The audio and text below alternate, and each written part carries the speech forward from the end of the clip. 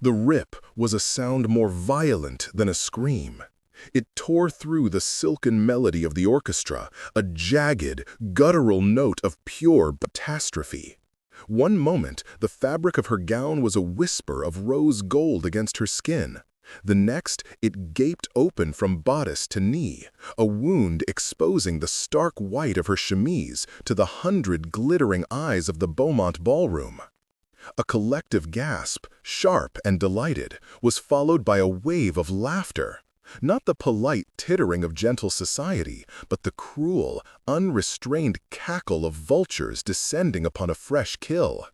Her blood ran cold, freezing her to the spot as the jeers and mocking whispers swirled around her, each one a physical blow. The faces, once a blur of aristocratic beauty, sharpened into individual masks of malice. They were all laughing as her world ended. Before we continue, comment where you're watching from. I want to meet everyone who, like me, can't resist a good story full of emotion. Subscribe because I have more epic stories coming every day. Press the red button and let's get to the story. Then, silence. It fell like a guillotine, severing the laughter mid-chortle. A figure detached itself from the shadows near the grand marble pillars. A man who moved with a deliberate gravity that seemed to bend the very light around him. He was not a man who commanded attention. He was a man who simply possessed it, as if by birthright. Alistair, the Duke of Blackwood, the Silent Duke, whose presence at any social gathering was a rare and unsettling omen, and whose voice was a thing of myth, unheard in the salons of London for the better part of a decade. He crossed the floor, his polished boots making no sound on the parquet. The sea of gawking lords and ladies parted before him as if he were a phantom. He reached her, his face an unreadable mask of cold neutrality, and without a single word, he shrugged off his own evening coat. The coat, a masterful creation of black superfine wool, was still warm from his body as he wrapped it around her trembling shoulders. He did not look at the crowd. He did not acknowledge their shock. His gaze, a startlingly intense shade of storm gray, met hers for a fleeting second, and in that moment the cacophony of the world seemed to fade into a distant hum. He offered his arm. The gesture was not a question, but a statement.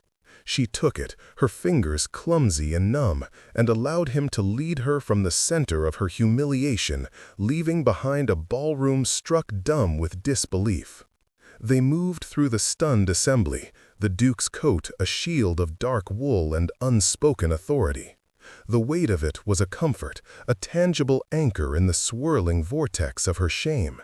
Through the haze of her panic, Ilara could see her cousin, Lady Beatrice, her face a perfect portrait of feigned shock, though a flicker of triumphant cruelty danced in her eyes.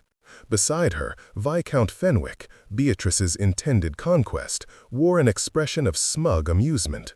The architect of her ruin and its primary beneficiary, standing side by side.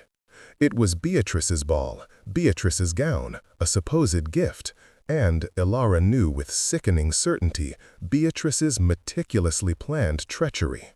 The whispers followed them like rustling leaves in a graveyard. Blackwood never speaks to anyone, and her, a mere companion. What is he doing? Alistair ignored them all, his posture rigid, his pace unwavering, steering her toward a small, private antechamber she hadn't even known existed. He closed the door, and the muffled sounds of the orchestra returned, sealing them in a cocoon of quiet. Only then did he release her arm. Ilara clutched the heavy coat tighter, the scent of him, something clean and sharp, like winter air and old books, filling her senses. I do not know how to thank you, Your Grace," she managed, her voice a raw, unsteady thing. He inclined his head, a gesture so minimal it was almost imperceptible. He walked to the window, parting the heavy velvet curtains to look out upon the manicured gardens, his back to her. The silence stretched, becoming a presence of its own. She had expected him to leave, to abandon her now that the grand gesture was complete. Instead, he remained, a formidable silhouette against the moonlit glass. "It was not an accident," he said. The voice was not a myth after all. It was real, a low, resonant baritone that seemed to vibrate in the very floorboards. It held no warmth, but it held a startling clarity, a precision that cut through the fog of her thoughts. Ilara swallowed hard. "No, Your Grace, it was not. Lady Beatrice's maid, I saw her in the hall not 10 minutes before your arrival. A needle and thread." Ilara's breath hitched. To have her deepest, most certain suspicion confirmed so baldly was both a relief and a fresh wave of horror. "You saw her?" "I see a great many things I am not meant to," he stated, still facing the window. "Society is a theater of fools, and I find it instructive to watch the players when they believe themselves unobserved." He turned then, his gray eyes pinning her in place. They were eyes that seemed to see not just the torn dress and the public humiliation, but the years of slights, the quiet servitude, the gnawing desperation of her position as Beatrice's unpaid companion and social foil. "Viscount Fenwick is a man of appetites, for wealth, for status. Your cousin believes that by eliminating you as a potential distraction, she secures him for herself. She is mistaken. Fenwick requires a wife of unimpeachable reputation, but he also requires a fortune. Beatrice's is insufficient." The clinical dissection of her cousin's ambitions should have been insulting, but coming from him, it felt like the laying out of facts on a cold slab of marble. It was truth, unvarnished and unfeeling. What will I do?" Ilara whispered, the question aimed more at the universe than at him. She was ruined. No lady would hire a companion who was the subject of such a vicious scandal. Her future, once a dim and narrow path, had just crumbled into a chasm. "You will not return to your cousin's house tonight," the Duke said. It was not a suggestion. "My carriage will take you to an address I will provide. It is a respectable boarding house for gentlewomen, owned by a woman who owes me a debt. You will be safe there." Gratitude warred with suspicion. Why was he doing this? The nobility did not perform such acts of charity for disgraced companions without a price. "Why, Your Grace? You do not know me. To involve yourself in my disgrace." "Your disgrace, as you call it, is a symptom of a deeper sickness," he said, his gaze unwavering. "A sickness I intend to excise. Viscount Fenwick and his associates are not merely social climbers. They are criminals who prey on the vulnerable, and your cousin is their willing, if witless, accomplice." A cold dread, sharper than any social shame, washed over her. This went far beyond a torn dress. "I don't understand." "You do not need to," he said, though his tone suggested he believed she was more than capable of it.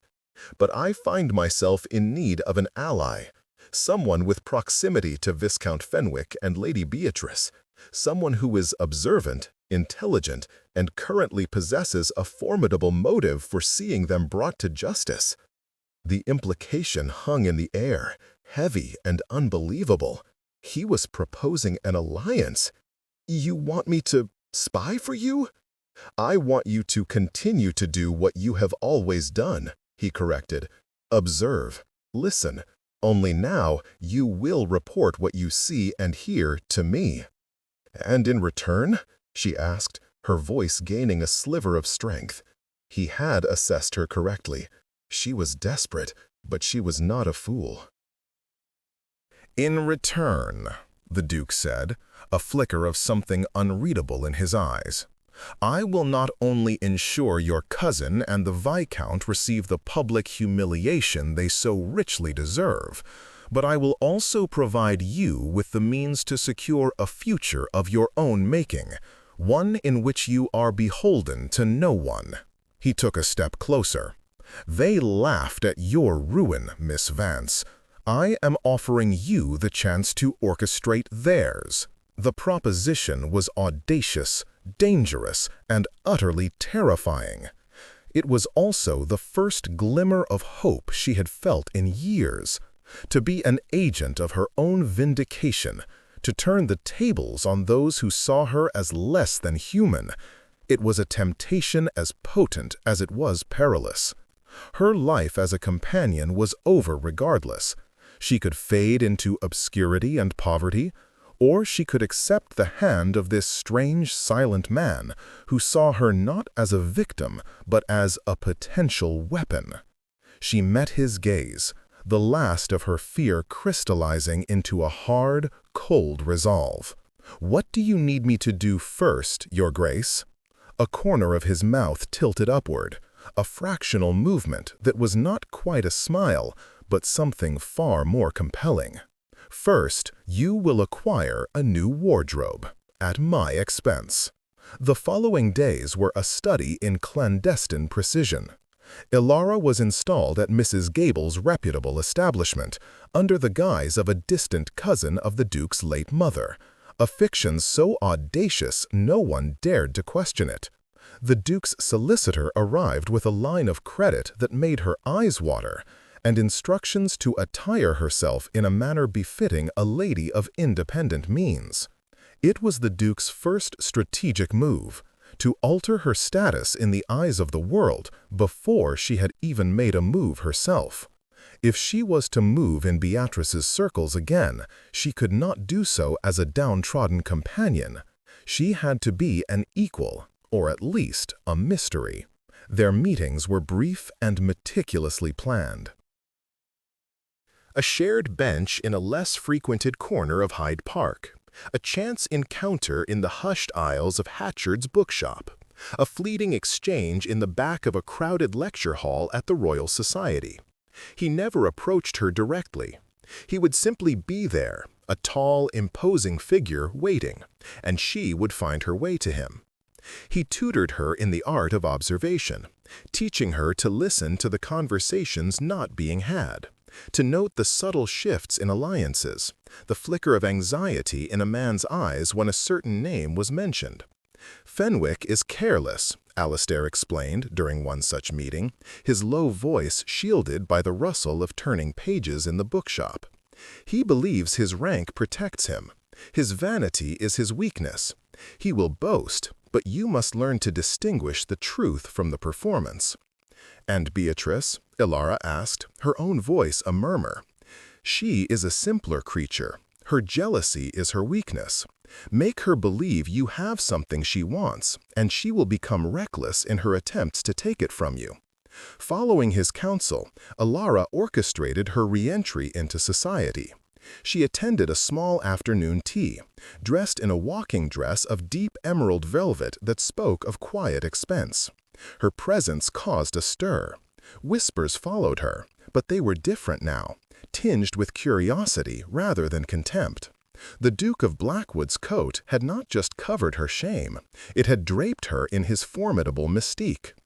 Beatrice was there, of course. Her shock at seeing Ilara, not destitute and weeping, but poised and impeccably dressed, was a delight to witness. "Ilara, what on earth are you doing here, and in such finery?" Beatrice said, her voice dripping with false sweetness. "A distant relative has been most kind, Beatrice. It seems my fortunes have taken an unexpected turn."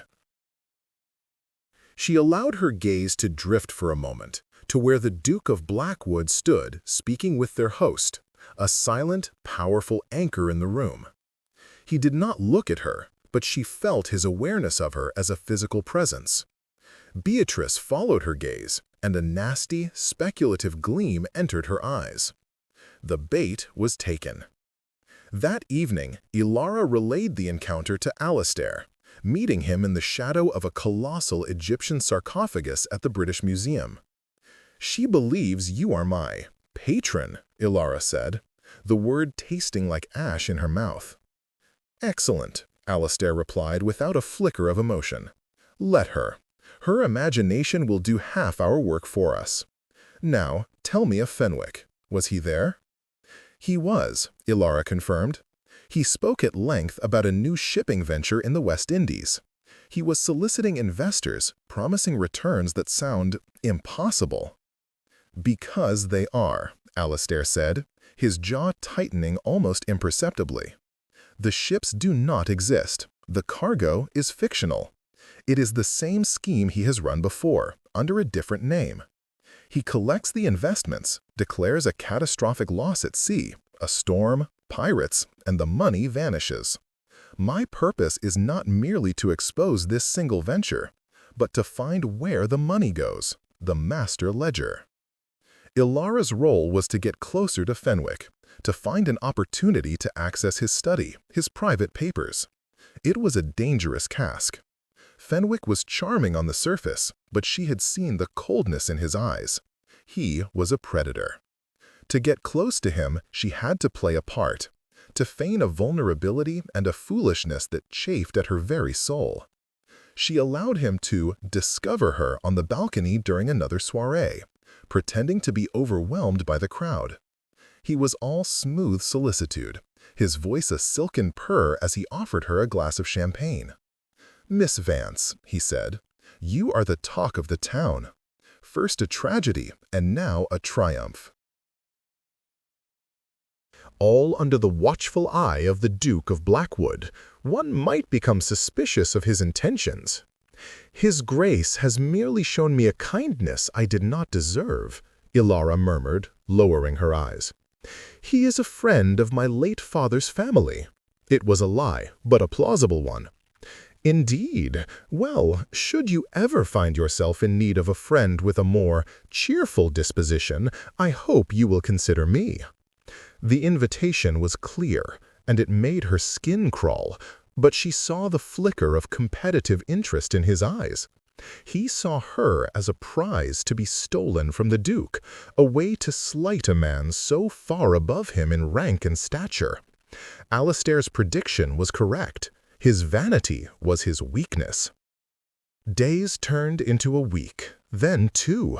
The dance of intrigue was exhausting. Ilara felt as if she were living two lives. One was the poised, mysterious Miss Vance, navigating the treacherous waters of the Tun, fending off Fenwick's increasingly bold advances, while subtly gathering information.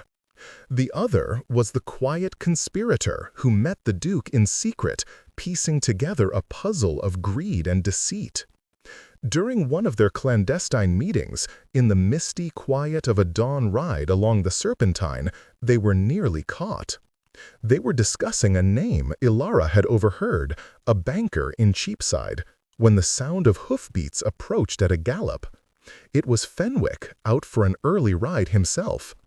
In a single, fluid movement, Alistair reined his horse in front of hers, blocking her from view, and wheeled them into a thicket of trees.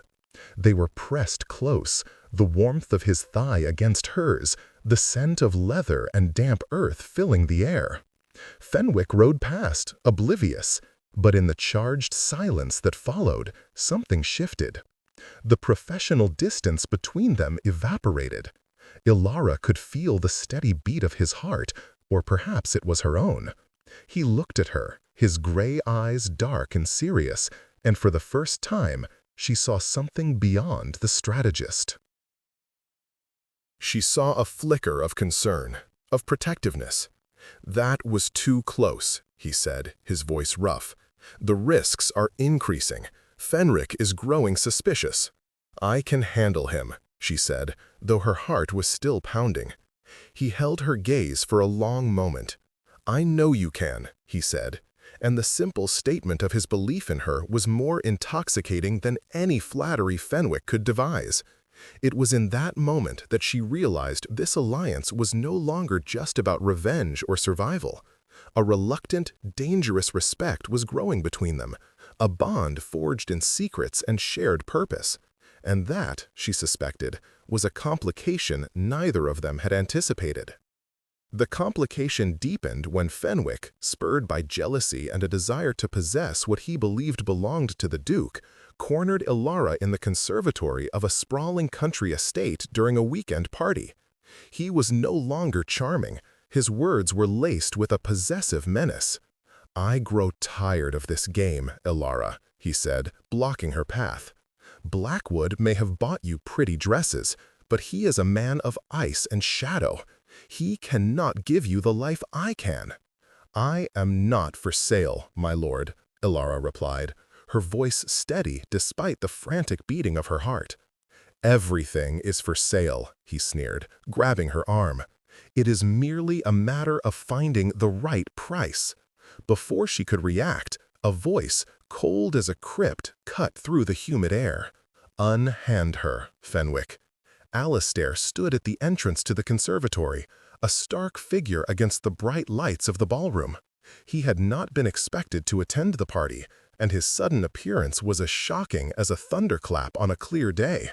Fenwick released her, his face paling slightly but quickly rearranging into a mask of bravado. "Blackwood, always lurking in the shadows, protecting your little investment?" The Duke ignored the jibe. He walked slowly toward them, his gaze fixed on Fenwick. He did not raise his voice. He did not make a single threatening gesture. Yet the sheer intensity of his presence was overwhelming. Fenwick, for all his bluster, took an involuntary step back. "You will not speak to Miss Vance again," Alastair stated. "You will not approach her. You will not look at her. If I learn that you have, I will dismantle your life piece by piece, starting with your credit and ending with your bones. Am I understood?" Fenwick, utterly cowed, could only manage a jerky nod before beating a hasty retreat. Alastair turned to Ilara, his expression unreadable. "Are you harmed?" "No, Your Grace, but he is rattled. He will make a mistake." "He already has," Alastair said. "He has revealed his desperation. Now we press the advantage." The advantage came in the form of a letter Ilara had discovered tucked inside a book in Beatrice's boudoir. It was from Fenwick, and it spoke of a final transaction and the necessity of retrieving the old accounts from his London residence. It was the break they needed. The ledger. Alastair devised a plan. A charity masquerade ball was to be held at Vauxhall Gardens, an event the entire ton, including Fenwick and Beatrice, would attend. While Fenwick was occupied, Ilara, using a key Alastair would procure, was to slip into his study. "It is too dangerous," he told her, as they stood on the wind-swept heath of Hampstead, the city lights a distant glitter below them. "Let me send one of my men." "No," Ilara insisted, clutching the ridiculous plumed mask she was meant to wear. "Your men would be noticed. I am the only one he would not suspect of having the courage for such a thing. He sees me as a pawn, a plaything. It is my greatest strength." He looked at her then, a long, searching look that seemed to peel back all her layers of poise and resolve. "You have more courage than anyone I have ever known, Ilara." He had used her given name for the first time. The sound of it on his lips was both a shock and a strange comfort. The night of the masquerade was a blur of music, champagne, and hidden identities. Ilara, dressed as Diana the Huntress in a gown of shimmering silver, played her part to perfection. She allowed Fenwick to lead her in a dance, enduring his smug, proprietary air. All the while her nerves were stretched to the breaking point. At the stroke of 11, during the height of the fireworks display, she made her excuse and slipped away into the night, a carriage waiting as Alastair had promised. Fenwick's townhouse was dark and silent. The key turned smoothly in the lock. Her heart hammered against her ribs as she crept through the opulent halls, a single candle flame her only guide. The study was exactly as Alastair had described. She found the desk, its surface clear save for a silver letter opener and a blotter. The ledger had to be hidden. She remembered the Duke's words. Look for what is out of place, what is too mundane. Her eyes scanned the room, the bookshelves, the fireplace, the heavy drapes. Then she saw it, a small, unassuming globe on a mahogany stand. It was dusty, ignored. She traced the equator with her finger and felt a subtle click. A section of the globe swung open, revealing a hollow interior. And inside, a thick, leather-bound book. She had it.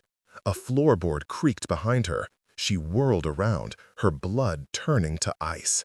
A man stood in the doorway, large and brutish, not a servant. He held a heavy cudgel in one hand.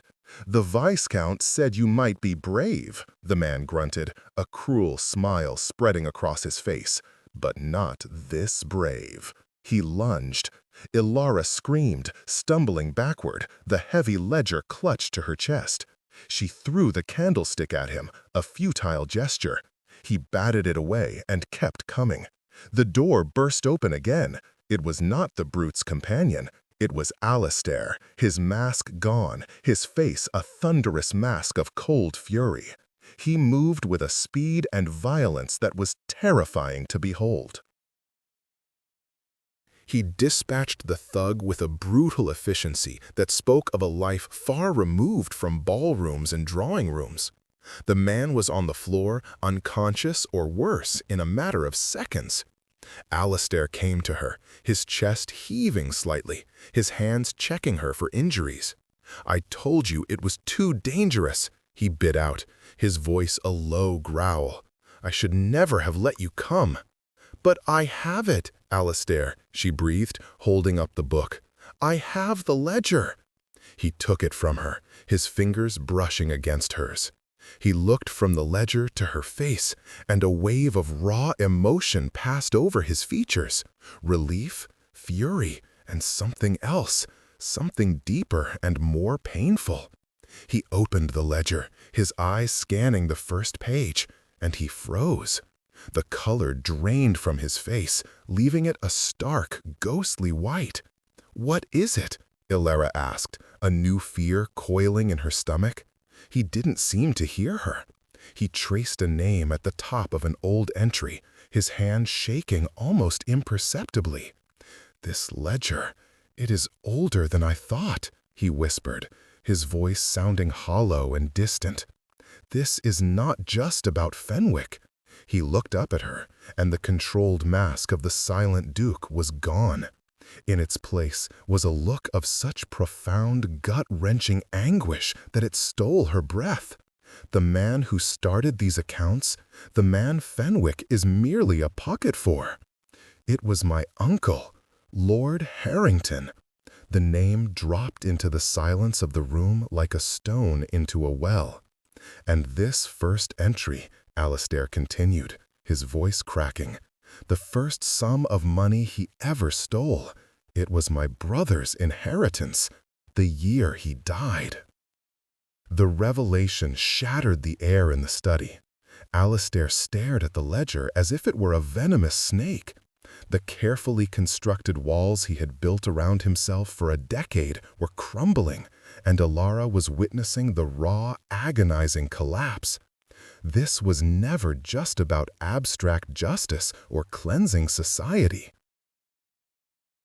It was a wound, old and festering, and she had just unwittingly ripped it open. "My brother, Thomas," Alistair said, his voice barely a whisper. "He was 19, full of life. He died in a carriage accident. At least, that is what I was told." He looked up from the page, but his eyes were seeing a ghost. "Harrington managed his trust. He said it was all lost in a bad investment after his death. He pitied my grief," he said. "He managed everything." "You believe your uncle?" Ilara couldn't finish the sentence. The implication was too monstrous. "I believe," Alistair said, a terrifyingly quiet rage hardening his voice, "that my brother's death was not an accident. It was the first entry in this book, the foundation of his fortune. He snapped the ledger shut, the sound like a gunshot in the silent house. The strategist was gone, replaced by a man consumed by a decade of buried grief and suspicion, now given a horrific form.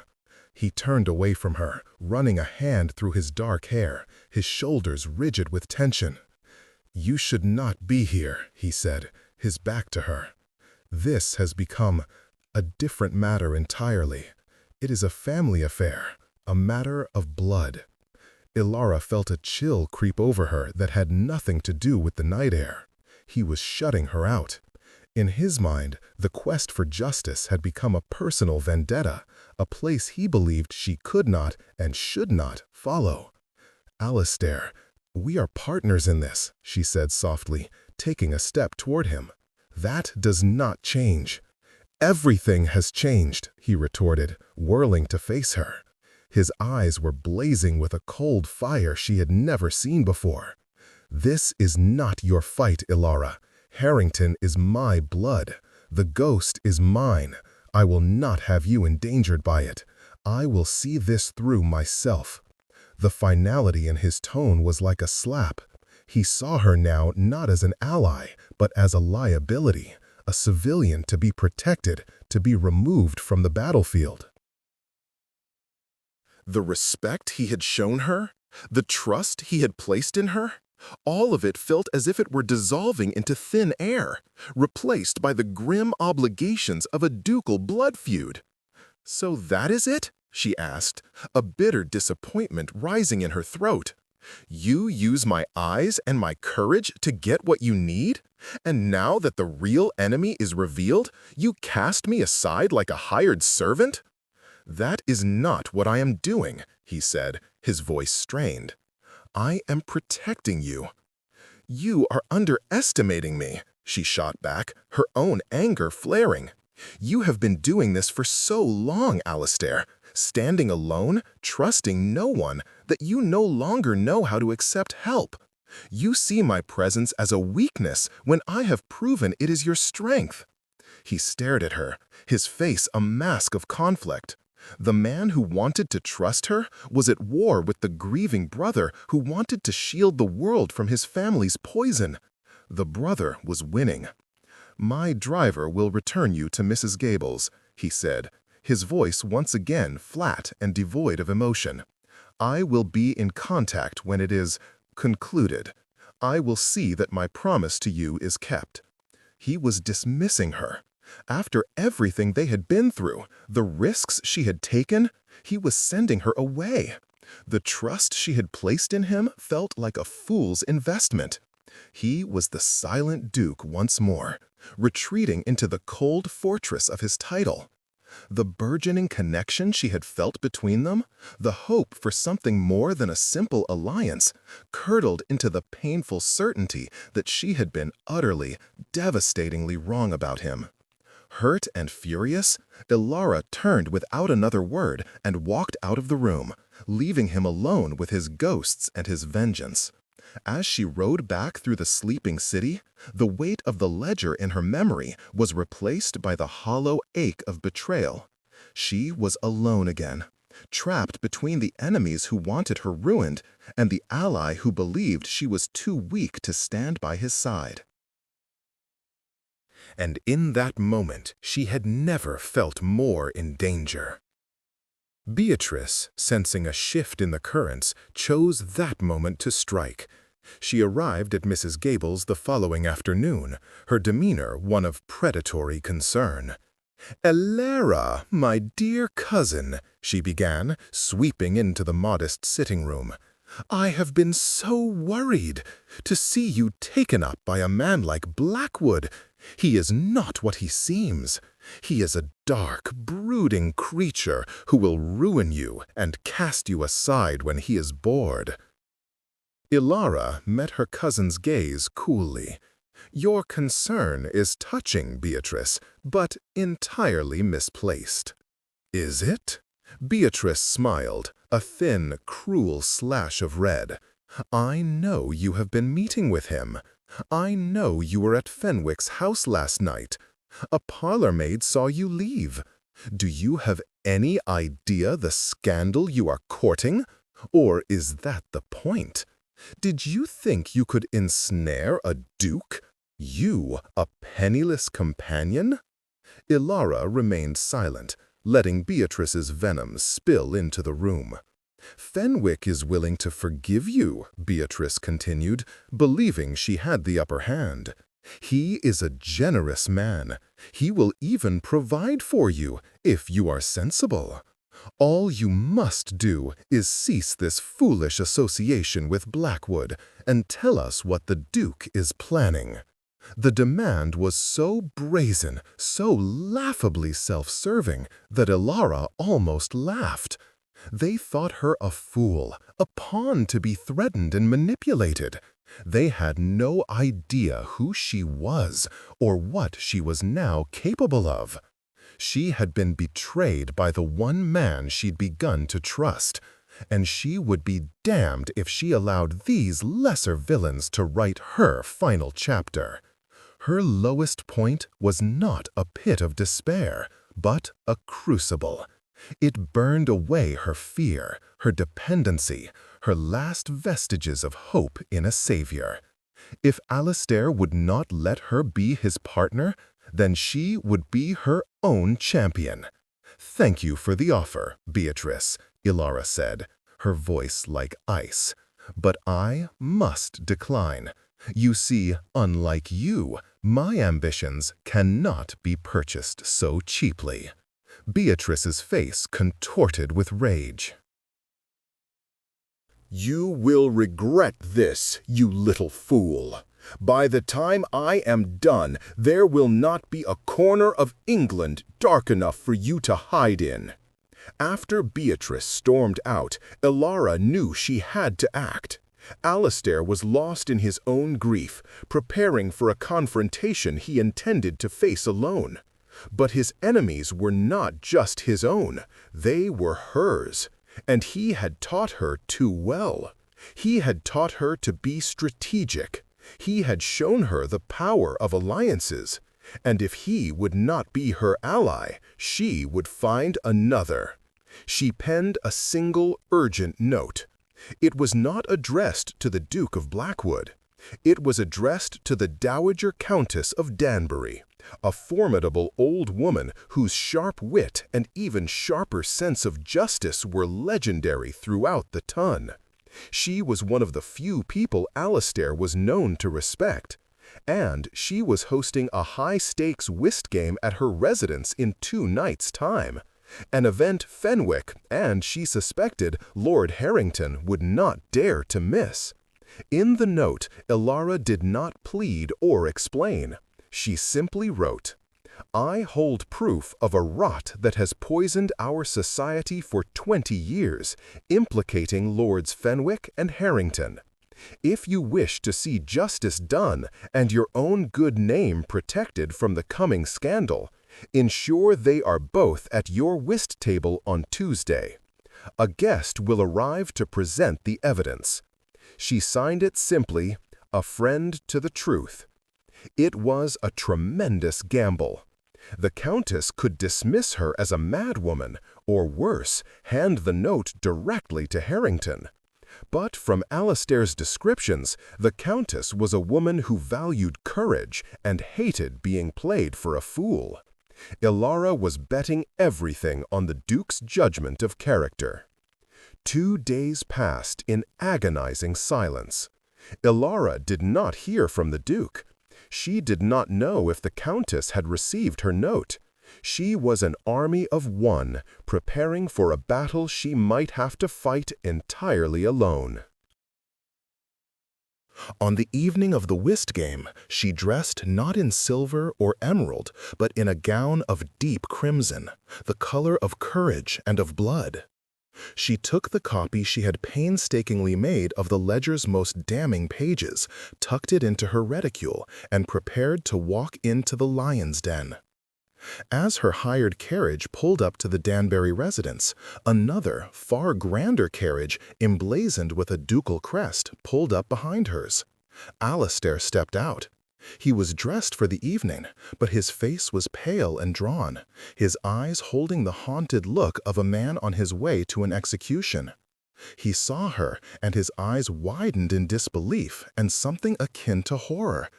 "Lara, what are you doing here?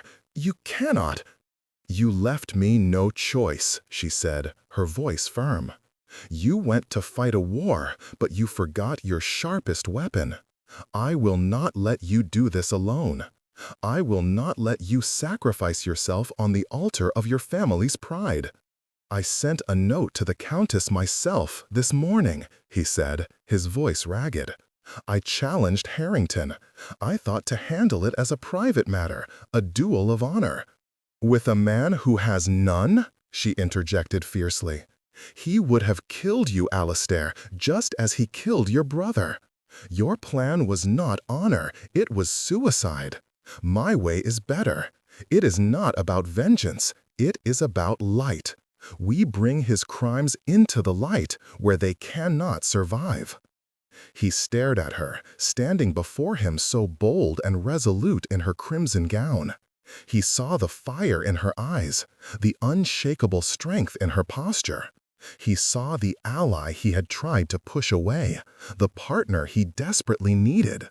The cold mask of the Duke finally, completely fell away, and all that was left was the man, vulnerable and undone. "You were right," he said, his voice thick with emotion. "I was wrong. Forgive me." "There is nothing to forgive," she said, her expression softening. "Now come, we have a card game to win." He took her arm, and this time it was not a duke escorting a companion from her shame, but a man drawing strength from an equal. They walked into the house together, a true alliance forged in betrayal and mended by courage. The Countess of Danbury met them in the foyer, her black eyes sharp and assessing. She glanced from Alara to the Duke, and a slow, knowing smile spread across her wrinkled face. "I received a most intriguing note," she said, her voice a dry rasp. "And then another, even more so. I do hope you two have brought the evening's entertainment. My other guests are dreadfully dull." She led them to the card room. It was an inner sanctum of power, filled with the most influential men in London. And there, at the central table, sat Viscount Fenwick and Lord Harrington. Harrington, a handsome, silver-haired man who radiated an aura of affable authority, smiled upon seeing his nephew. Fenwick merely sneered. Alistair's hand tightened on Alara's arm. She gave his hand a reassuring squeeze. The game began. The mood was thick with tension. Alistair played with a cold, focused fury, his eyes never leaving his uncle's face. Alara sat slightly behind him, a silent observer. After an hour of play, at the moment the stakes were highest, the Countess cleared her throat. "Lord Harrington," she said, her voice cutting through the polite murmurings, "a story has come to my attention. A tale of finance, stretching back some 20 years. It begins with a young man's stolen inheritance." Harrington's smile faltered. Fenwick shifted uneasily in his chair. "My dear Countess," Harrington said with a light laugh, "I cannot imagine what you mean." "Then allow me to clarify," Alara said, stepping forward. All eyes turned to her. She was no longer a companion, no longer a mysterious ward. She was a woman in command. She pulled the transcribed pages from her reticule. "Or better yet," she continued, her voice clear and ringing, "allow this ledger to do so." She began to read. She read the names of widows whose pensions had vanished. She read the accounts of tradesmen driven to bankruptcy. She read the details of phantom shipping companies and ghost cargoes. With every word, another layer of Harrington's respectable facade was stripped away. Fenwick was sweating, his eyes darting toward the door.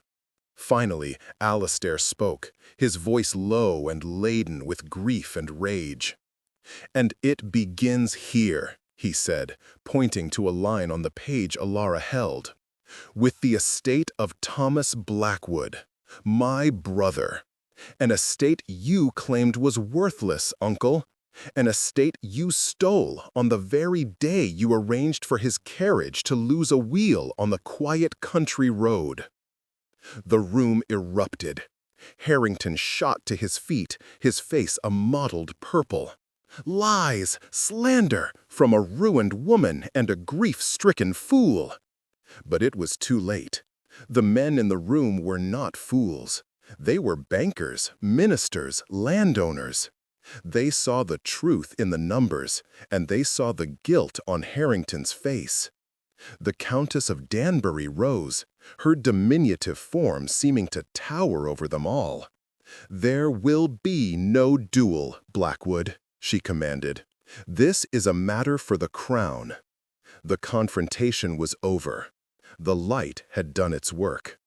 Harrington and Fenwick's world had collapsed, not with a bang, but with the quiet rustle of paper and the steady, clear voice of a woman they had fatally underestimated.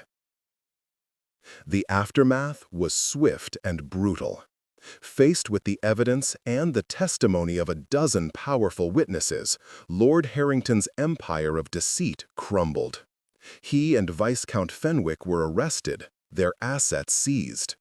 The investigation uncovered decades of fraud, and the process of restitution for their many victims began, overseen by the Duke himself. Beatrice, implicated as a willing accomplice in Fenwick's schemes and publicly disgraced by her association, was disowned by her family and sent to live in rural obscurity, her social ambitions reduced to ashes. Alara Vance, the ruined companion, became a quiet legend. The story of the silent Duke's intervention was retold in every drawing room, but now it was her courage, her intelligence, her pivotal role in the downfall of two powerful villains that became the heart of the tale. She was no longer defined by her humiliation, but by her triumph. Alistair, true to his word, ensured she was not only safe, but independent. A significant portion of the recovered funds, designated as a reward by a consortium of grateful investors, was settled upon her, giving her a fortune and a freedom she had never imagined possible. She was beholden to no one. She was not destined to become a duchess. Their alliance had been born of necessity, not romance, and the bond they had forged was something different, something deeper than the prescribed conventions of marriage. They had saved each other from the prisons that confined them, his of silent grief, hers of powerless servitude. They were partners. Several months later, Alara stood on the lawn of a small, elegant manor house in Surrey, her new home. It was a crisp autumn day, the leaves a riot of gold and crimson. She watched as a gardener planted a new rosebush, a sense of peace settling over her for the first time in her life. A carriage crunched on the gravel drive, and from it emerged Alistair. He was not dressed as a duke on a formal call, but as a country gentleman, without affectation. He approached her, and the smile that touched his lips was a rare and genuine thing, reaching the storm-gray eyes that were no longer haunted. He was not the silent duke anymore. In the weeks following the confrontation, the words had returned to him, first haltingly, and then with a quiet confidence. He spoke now, especially to her. "The roses are a good choice," he said, his voice a low, comfortable sound in the afternoon quiet. "They are resilient," she replied, a smile playing on her own lips. "It seems we both are." They walked together through her garden. The silence between them no longer a chasm of unspoken things, but a shared space of understanding. He had not come to propose or possess. He had come as a friend, as her truest ally. He had helped her find her freedom, and in doing so, had found his own. Their future was an unwritten page, not a storybook ending, but the quiet, profound beginning of something far more real.